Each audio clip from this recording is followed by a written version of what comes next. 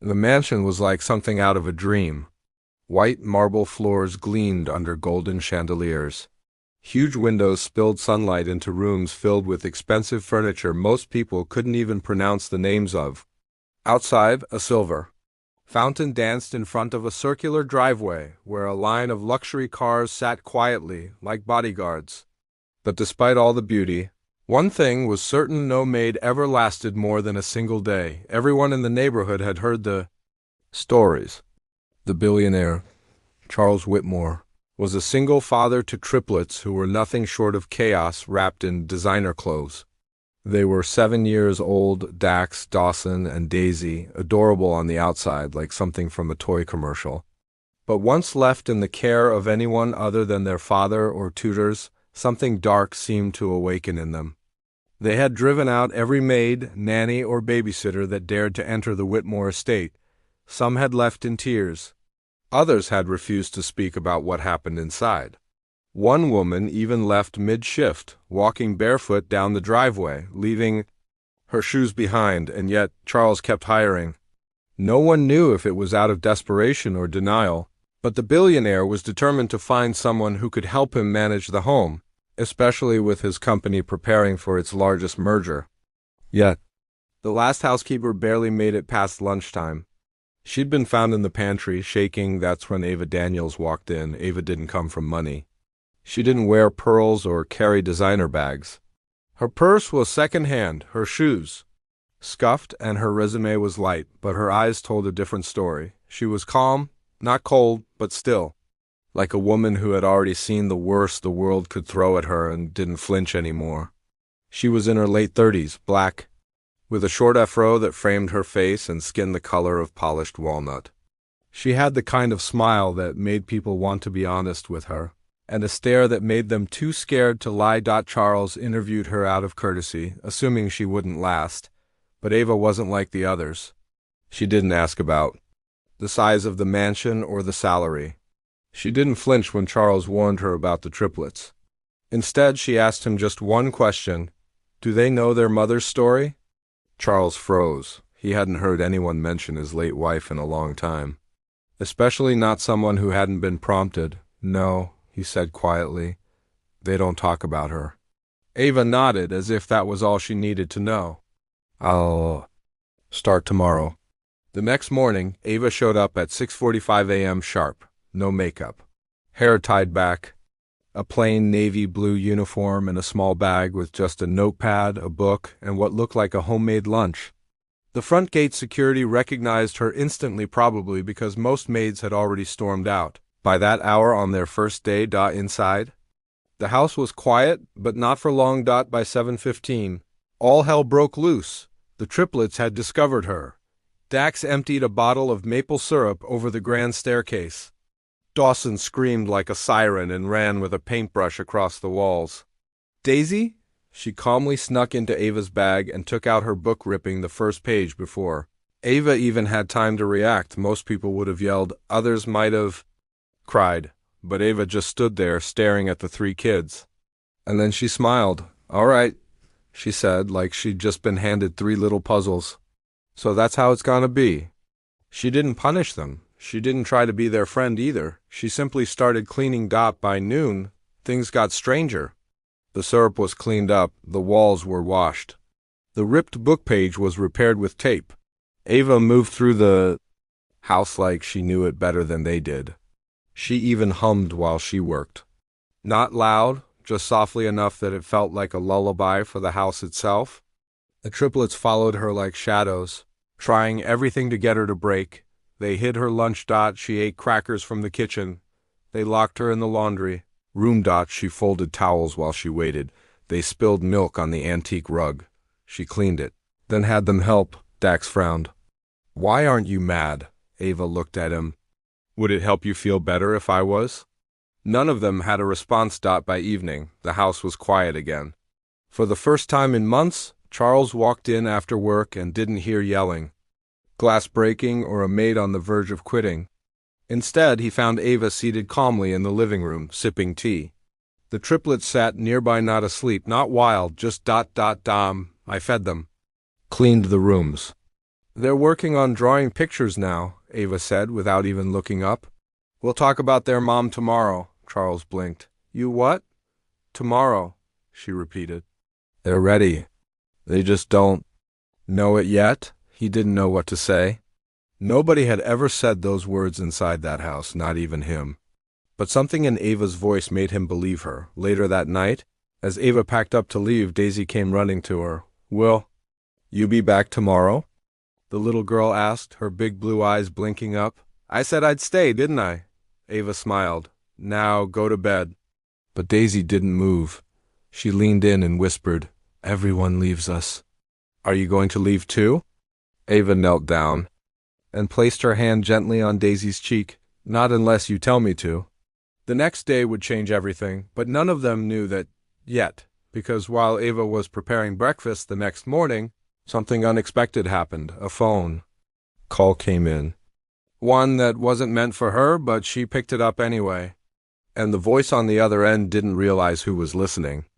It was about the kids, about a secret Charles had kept buried. A deal made years ago.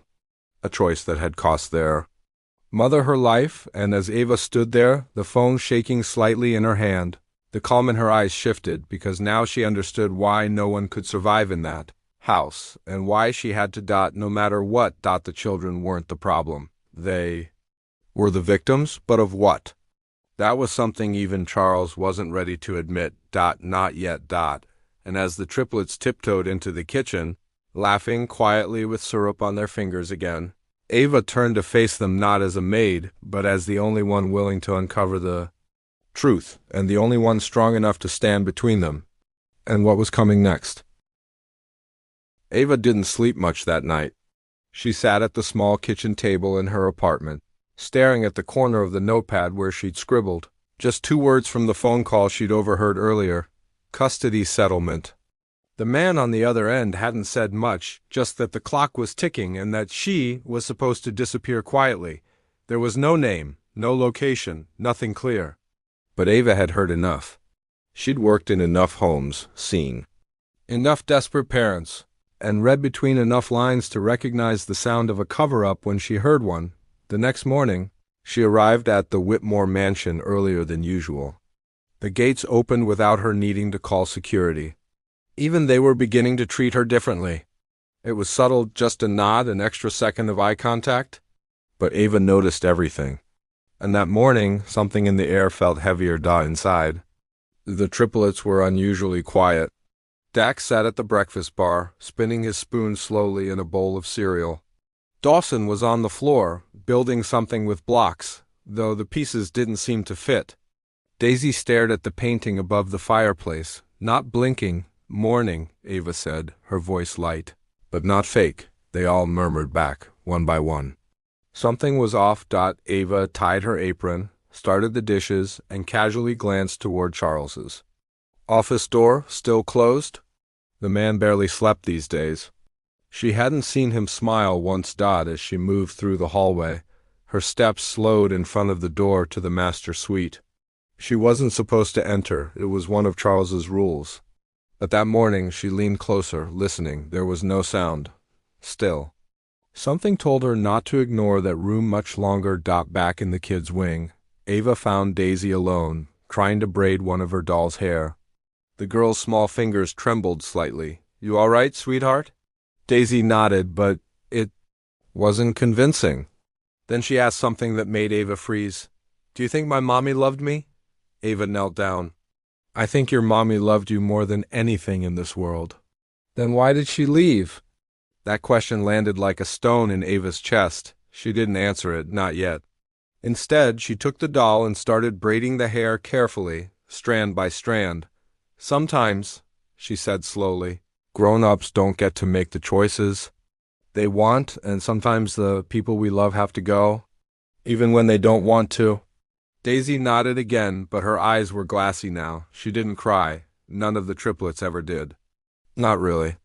They screamed, they broke things, they caused chaos, but tears, they stayed hidden.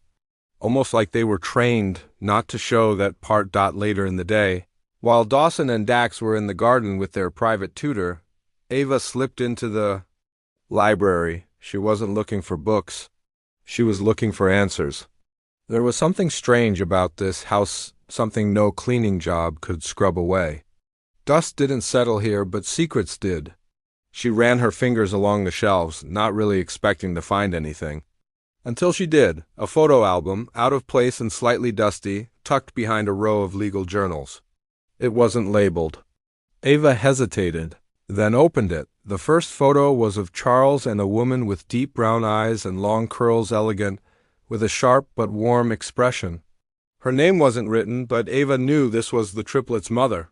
Picture after picture showed them together before the children were born.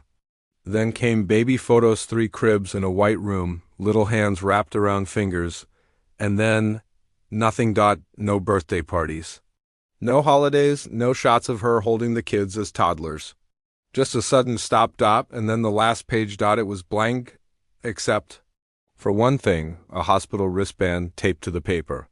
And on the band the name, Elena Whitmore. Ava's heart sank. That wasn't just a loss.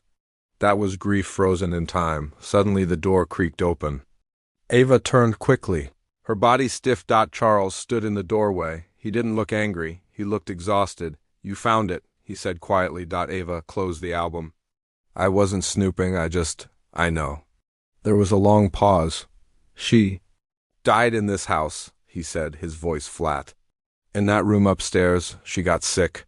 The doctor said it wasn't supposed to be serious, but she didn't make it. I was working too much. I wasn't here." Ava didn't interrupt. "She asked me to tell the kids she loved them, that she would always watch over them, but I couldn't do it. I thought, if I kept them busy enough, distracted enough, maybe they wouldn't remember. Maybe they wouldn't feel the hole. But they do," Ava said softly. Charles nodded. "They don't talk about her, not even to each other. Because they think they're not allowed to?" His eyes met hers. "What are you trying to say?" Ava stepped closer, not afraid. "I think the children are grieving someone they'd barely got to know. And I think they're acting out because the only person who could help them heal shut the door and threw away the key." Charles looked away. "I hired you to clean, not you hired me to stay, and I did. I'm still here." Another silence. Then Charles said, "There are things you don't know, Ava, things that could hurt this family if they came out." Ava took a deep breath. "Like a custody agreement?" That caught him off guard. His mouth opened, then closed. "I overheard the call," she said. "You're hiding something. And the kids deserve better than secrets and silence." His face hardened. "You don't understand? You're right. I don't, but I know how it feels to be a child in a house full of quiet pain. And I know what happens when no one speaks the truth." Charles walked out without another word, but Ava knew she was getting closer to whatever it was that had buried this family in silence. That night, as she tucked the triplets into bed, Dax pulled her sleeve. "Ava?" "Yes, sweetheart. Did our mom really sing to us?" "Dawson said he remembers a song." Ava smiled gently. "I think she did. And maybe ... if we're very quiet, we can still hear it." The 3 of them stayed silent. The wind outside brushed against the windows like a whisper. And for a brief moment, the house felt still. But just beneath that stillness, something was brewing, because the next morning, Ava would find a letter slipped under her bedroom door. No return address, no signature, just 7 words, written in careful, deliberate handwriting. "Stop asking questions or you'll regret it." Ava stared at the letter, her fingers tightening around the paper as if squeezing it would reveal who sent it. The handwriting was too neat, almost forced, like someone trying too hard not to show emotion. She turned the envelope over, looked for fingerprints, smudges, anything, but there was nothing. Whoever sent it knew what they were doing. That wasn't a warning from a child playing a prank. It was a threat. And it meant she was getting too close to something someone didn't want her to find. She folded the letter and slipped it into the inner pocket of her coat. The triplets were still asleep. She checked on them one by one. Dawson snored lightly, his arm around a worn-out plush rabbit. Dax had kicked the blanket off again. Daisy was curled up tight, clutching a piece of cloth Ava didn't recognize. A small corner of something pink and soft like a scarf. Maybe it had belonged to their mother. Ava didn't ask. Downstairs, the kitchen was still and quiet. Charles hadn't left his office since the night before. Ava could hear the hum of his voice behind the door, talking on yet another call. The man was buried in business deals, meetings, and deadlines like he thought if he worked hard enough, the past would stay buried too. Ava took out the trash, just to clear her head. As she stepped outside, the early morning breeze chilled her skin, but she welcomed it. The fresh air helped her think. The driveway was empty, but she noticed something strange: tire tracks that hadn't been there yesterday, fresh ones. Too narrow to be Charles's car, probably not the delivery van either. Someone had come during the night. Back inside, she moved through the halls with a different kind of focus. There were eyes everywhere in this house. Security cameras in every corner, guards by the gates. But someone had still managed to slip a letter under her door. That meant one of two things: either someone on the inside had helped, or someone on the inside was the problem. By mid-morning, the children were awake, and whatever quiet peace they had yesterday had vanished. Dax had refused breakfast and was throwing plastic blocks at Dawson. Daisy wouldn't come out of her room. Ava sat them down in the sunroom, away from their usual chaos, and just watched them, not as a maid. As someone trying to understand what wasn't being said. "Did something happen last night?" she asked, calm but direct. They exchanged glances. Dawson looked down. "There was a man in the hallway." Ava's chest tightened. "What kind of man?" "He was tall," Dawson said. "He had a black hat. I think he saw me looking." "Why didn't you tell me?"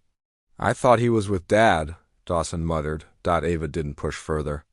"Not yet." She gave them drawing paper and walked away, heading back to her room.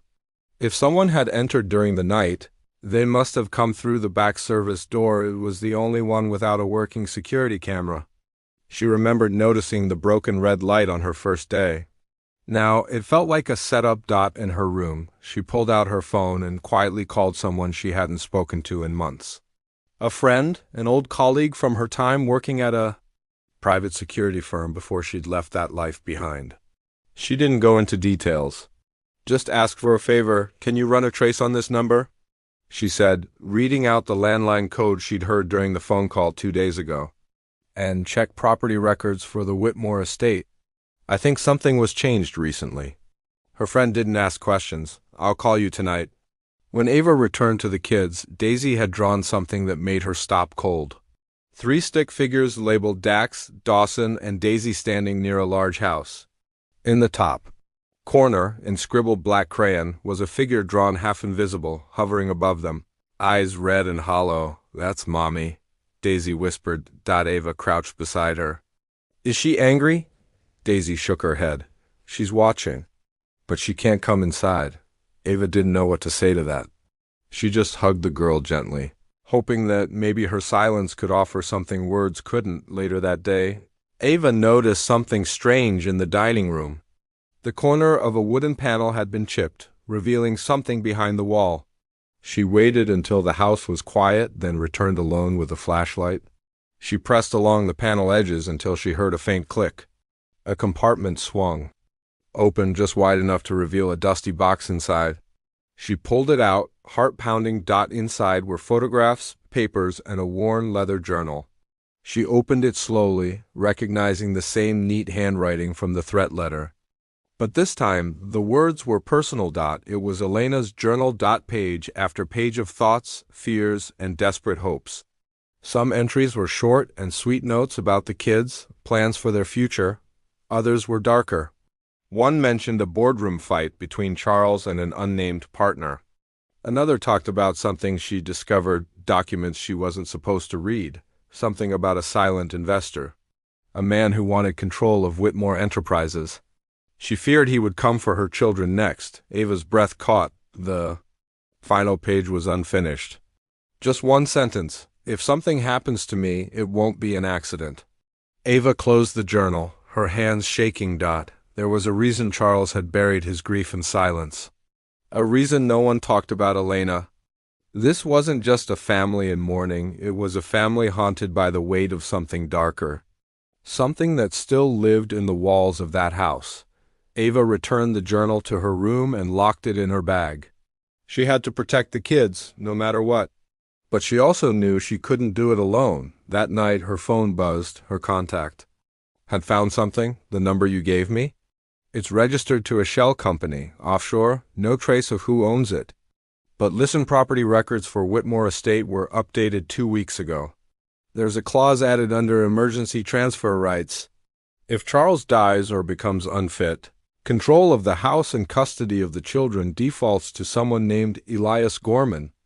Ava froze. That wasn't a name Charles had ever mentioned. Who is he? She asked. Powerful, her friend said. Private, quiet, dangerous. I'd be careful, Ava. She ended the call and sat in the dark, staring at the window. Somewhere out there, someone was watching. Someone who had their eyes on the children. And Ava had walked into the middle of a game that had started long before she arrived, but now she wasn't just the maid. She was the only one standing between the triplets ... and whatever was coming next. Ava barely slept that night. Every creak in the house made her sit up straight. Every shadow on the wall pulled her eyes wide open. Her body was tired, but her mind was on fire. That name Elias Gorman kept running through her thoughts like a warning bell. She had never seen him, never heard his voice, but somehow his presence was already inside the mansion. Like a storm you feel in your bones before it breaks the sky open, the triplets seemed more anxious too. That morning, Dax refused to leave his room. He said the mirror had moved by itself. Dawson kept flinching at every sound, and Daisy clung to Ava's arms so tightly that her little knuckles turned white. Ava didn't ask questions anymore. She just observed. Something was shifting, and the children could feel it in ways adults didn't know how to explain. Charles looked worse than ever. He hadn't shaved. His shirt was wrinkled. His eyes looked sunken, his expression distracted. When Ava tried to bring up the journal, he shut down immediately. I don't want to talk about her, he muttered, not even looking up from his laptop. She was trying to protect the kids, Ava said quietly. Even from you. Charles froze for half a second, then shook his head. You think you know what happened here, but you don't. Ava wanted to scream, but she didn't. Instead, she walked away because something told her she'd get more answers from the walls than from Charles. She waited until the kids were occupied with their private music lesson, then returned to the hidden compartment in the dining room. This time, she felt around the edges more carefully. Her fingers grazed something sharp, a second latch. She pushed it. The back wall of the compartment clicked open again. Inside was a second, thinner journal hidden behind the first box. This one was written by Charles. Only a few pages were filled. Most of it was blank. But the ones that were written stopped her cold. The entries were dated a month after Elena's death. Charles talked about nightmares, about seeing someone in the house at night, about cameras cutting out. One line stood out more than any other. They told me to keep quiet and keep the company. If I said a word, I'd lose everything, including the kids. Ava's throat tightened. She looked at the door, half expecting someone to be listening, but it was still quiet. Too quiet. That evening, Ava kept the triplets close. She read to them, helped them draw, and made sure they never left her sight. When Daisy dozed off on her shoulder, Ava gently laid her down on the couch and stared out the window. That's when she saw it. A black car parked across the street. Windows tinted, engine running, headlights off. It hadn't been there before, and no one got out. It just sat there like a predator waiting for the right moment. Ava locked every door in the house. Then, for the first time since she arrived, she asked to speak with the head of security. His name was Briggs Broad Shoulders, clean-cut and always holding a clipboard like it was glued to his hand. He followed rules, but Ava didn't need rules right now. She needed answers. Do you know who Elias Gorman is? She asked him directly. Briggs blinked, then stiffened. Why are you asking about him? Because I think he's planning something. And I think you know more than you're letting on? Briggs looked around and lowered his voice. If I say anything, I lose my job? Maybe more than that? I think Charles is in danger. And so are the kids. That did it. Briggs shifted on his feet. Look, I was told not to ask questions when I got this job, but I've seen things. papers that get shredded before they're even read. Deliveries that come at 2 a.m. from places with no return address, and that guy Gorman? He's never here, but everyone works like he's watching. Ava's stomach turned. So you've seen him? Once. He came during a storm, no warning. He didn't even take off his coat. Just walked in, met with Charles behind closed doors for an hour, then left. After that, everything changed. Like what? More guards, more cameras, more silence. Ava stepped back, heart racing. If anything happens tonight, I need you to be ready. Briggs nodded once, but his face was pale. Night fell heavy on the mansion. The children were asleep in Ava's room. All three curled together like they had done it before, during storms or nights when they couldn't trust. The silence. Ava sat by the door, holding the old baby monitor in one hand and the second journal in the other. She didn't need sleep. She needed time. Just a little more time to figure out what Elias Gorman wanted and how far he'd go to get it. Then, just after midnight, the power went out. Not the whole block, just the mansion. Ava moved quickly, grabbing the flashlight she'd stashed under the bed. She stayed calm. Quiet. The emergency lights clicked on in the hallway, casting red glows that made the house feel like something out of a nightmare. Downstairs. A door creaked open. She held her breath, then footsteps. Slow, deliberate, not rushed. Someone who didn't care about being caught. Ava reached for her phone, but it was dead. She didn't panic. Instead, she whispered to the kids, "Stay under the bed. Don't come out, no matter what." Dax looked like he wanted to argue, but something in Ava's voice stopped him. She slipped out of the room and moved like a shadow, sticking close to the walls, listening. The footsteps were coming from the west wing. That part of the house had been under construction months ago, but never fully opened. There were blind spots in the camera feeds there. She had checked. That's where they'd come in. Then a voice echoed softly from the hallway. Ava. We know what you found. She froze. I told you to stop digging. It was calm, almost polite, like someone offering her one last out before things got ugly. We don't want to hurt you, but you need to walk away right now. Ava's heart pounded. She backed into a storage closet and waited, hand pressed against her mouth to stay silent. The voice came again. Lower now, closer. I gave Charles the same offer. He said no, and that's why she had to go. Ava's blood ran cold. This wasn't just about power or control. It was murder. And now, she knew too much. She waited until the voice faded, then slipped out and ran not to her room, not to the kids, but to Charles's office. If there was anything that could stop what was coming, it would be in there. She just didn't know if she had enough time left to find it. True strength doesn't always roar, it often arrives quietly, with patience, heart, and courage. Ava didn't fight the chaos with anger or fear. She stood firm with love, wisdom, and truth.